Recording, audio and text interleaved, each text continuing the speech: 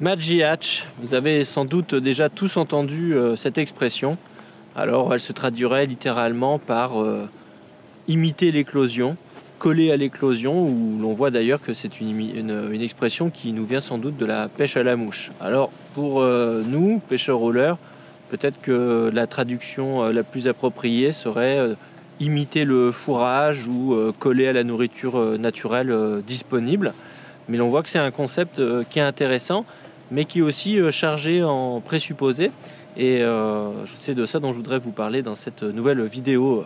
Et surtout, n'oubliez pas de vous abonner à Numa Fishing. Je sais que j'ai été bien trop absent ces derniers temps, mais j'avais plein de boulot pour Savage Gear France en particulier. On voit donc l'idée.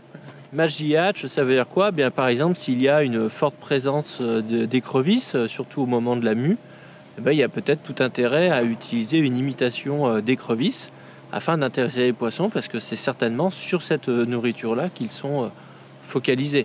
On a déjà tous vu, ou peut-être pas tout le monde, mais on a souvent observé par exemple des black bass s'improviser berger de troupeaux et en train de par exemple garder un banc d'alevin en boule dans lequel ils venaient taper. Donc évidemment, le meilleur moyen de les prendre, c'est peut-être de pêcher avec quelque chose qui ressemble à ces petits alevins. On voit donc que c'est un concept fortement opératoire. Si par exemple votre plan d'eau est bardé de perches de 5 cm, il y a fort à parier que c'est le poisson fourrage disponible et que c'est une excellente idée de leurre à choisir, un leurre qui imiterait une de ces petites perches. Ah ben voilà, en fait j'avais touché quelques poissons à la blade. Quelques perches à peu près de cette taille, donc j'ai eu l'idée de sortir la Pulse-Tail en coloris perche, parce que je me suis dit voilà, c'est le bait de fish dont a l'air de se nourrir les brochets, comme dit l'expression américaine, Madji hatch. Et voilà, ça a payé avec ce premier poisson. Bon, il n'est pas très gros, mais pour une journée difficile comme aujourd'hui, ça fait rudement plaisir. Je vais le décrocher et recommencer. Vous voyez comme le système line through a fonctionné, le leurre est remonté le long de la ligne, il n'a quasiment pas de traces de morsure, donc il est reparti pour essayer d'en prendre un autre. Allez, go! Donc on voit que c'est utile à la pêche, et évidemment ça, en tout cas à la force du bon sens, mais il ne faut pas en rester là, et ça ne suffit pas à épuiser le pattern.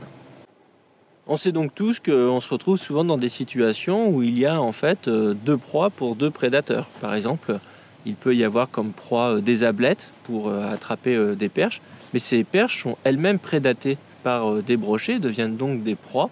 C'est donc pas aussi simple que ça en a l'air.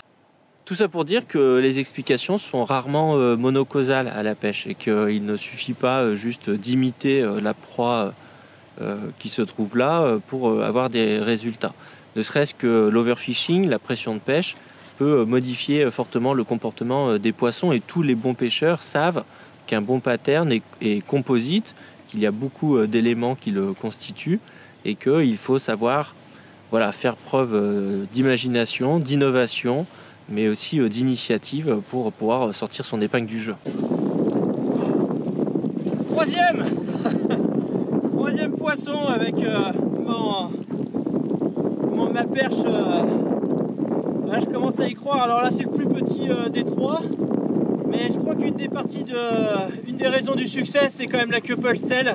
Ils sont pas habitués à avoir ce genre de vibration, parce que Julien, qui a la gentillesse de tenir la caméra pour moi, merci Julien, il avait un herring coloris perche et il a touché du poisson, mais moins, et avec des attaques moins franches. Donc je pense vraiment que la queue Pulse a pas mal joué dans la réussite de cette partie de pêche. Allez, bye bye mon gars.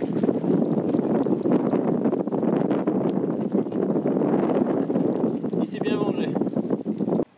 Voilà, j'espère que cette vidéo vous a intéressé, que vous avez appris 2-3 choses. N'hésitez pas à liker, partager, évidemment à vous abonner. Et je vais essayer de vous faire plus de vidéos plus souvent, c'est promis. Passez de bonnes fêtes de fin d'année et à bientôt sur Numa Fishing.